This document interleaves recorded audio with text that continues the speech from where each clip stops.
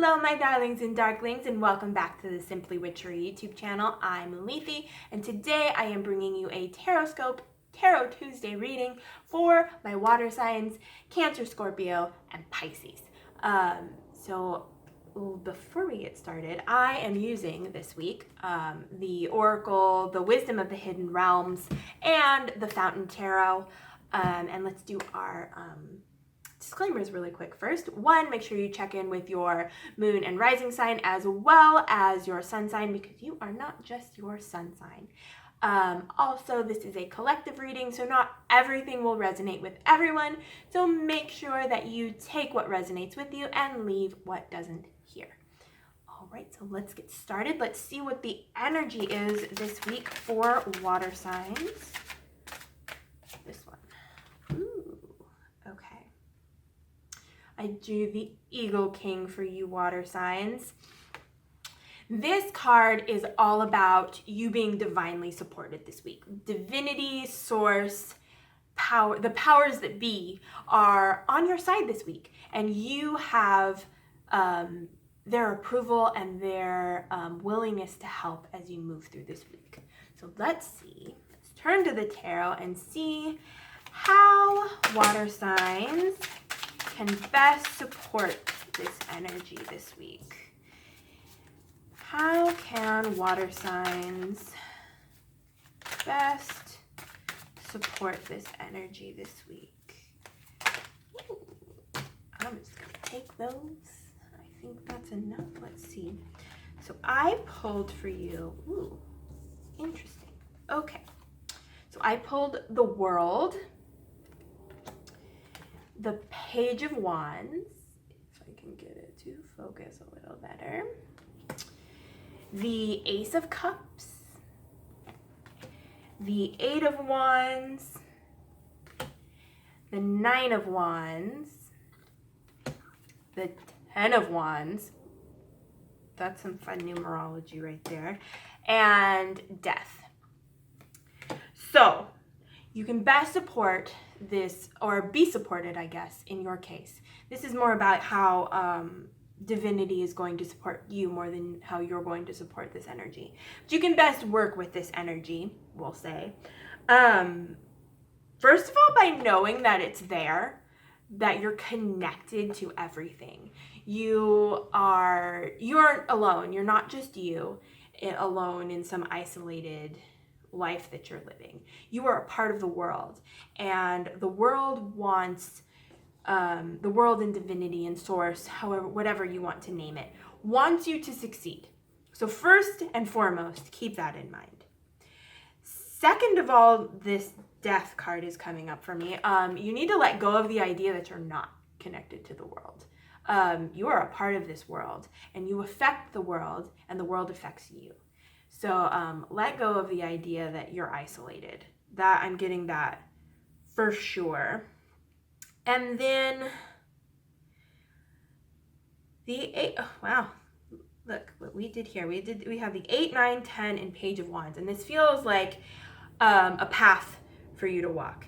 This feels like you're starting a journey this week in the 8 of Wands. You're walking toward the sunshine. You're walking toward the idea that you are a part of the world and the world is a part of you. And it's going to take effort, because you're going to have to climb this mountain, and the steeper it gets, the harder it's going to be for you. And you really need to make sure that you're not being overburdened in this 10 of Wands by the things that you'll have the opportunity to pick up. You need to know exactly what you want and what you need, and those are the only things you need to pick up, because there's going to be lots of options, because there's just lots of options in life. And you need to decide at the outset of this journey that you're about to start what it is that you want, because it's going to be a difficult journey, and if your intentions aren't set, it's only going to make it harder and longer. And then finally, in this Ace of Cups, this is what you're going for. This is the whole point of this journey through the 8 of Wands to the Page of Wands. You're getting to this place of emotional bliss and peace and quiet. Water to me in its purest form is your emotions settled. It's an emotional calmness. Not to say that you're not going to have turbulent emotions or emotions that are difficult to deal with or difficult to process. It's that you have a happiness and a peace inside you that aren't affected by the more difficult parts of your feelings. You know in your soul that you are deserving of peace and of happiness, and everything that happens around you happens and you feel it, but you feel past it and you feel through it. And that's what this kind of journey is going to teach you this week. And you have that Eagle King there to support you through this journey. And it's a big step and a big deal. And so divinity is with you as you walk through this.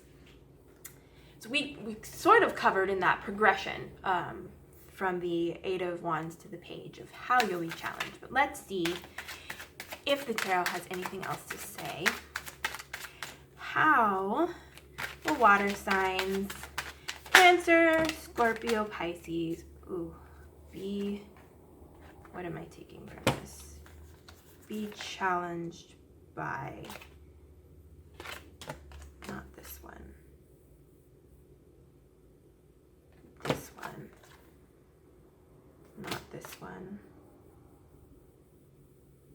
this one, but not this one. Okay. I pulled for you. Ooh, interesting. So, oh, wow. Okay. So I pulled the Six of Swords, the Hermit,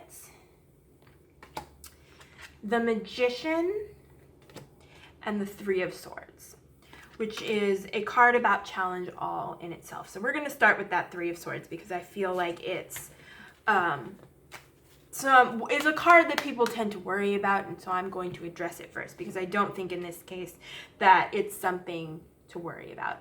It's traditionally about heartbreak, but really what I think it is in this case is it's you breaking in to your own heart. It's not heartbreak, it's breaking into your heart. It's releasing some old ideas, some old misconceptions about yourself and your feelings, and how those feelings have to work and how they have to affect you. So overarchingly, this challenge is about your heart, and getting into it and understanding it. And you will be challenged by the journey of it because it's not going to be just this 1 week and it's solved. It's a lifetime journey for pretty much everyone to be able to understand their emotions, to control their emotions instead of being controlled by them. And the Hermit and the Magician are you. And you're not accepting that that's who you are. You're not accepting that you have the power to look within and to change what you find there. But you do. You can change. You can look within and you can change anything about what you see if you want to. You are the perfect manifester. You can draw anything into yourself and let anything go that you want to. You have the power. If you are willing to look within, with the Hermit, you have the power of the Magician right there with you to change what you see. So don't be afraid to look in. Don't be afraid to break into your heart, because you can and you will succeed.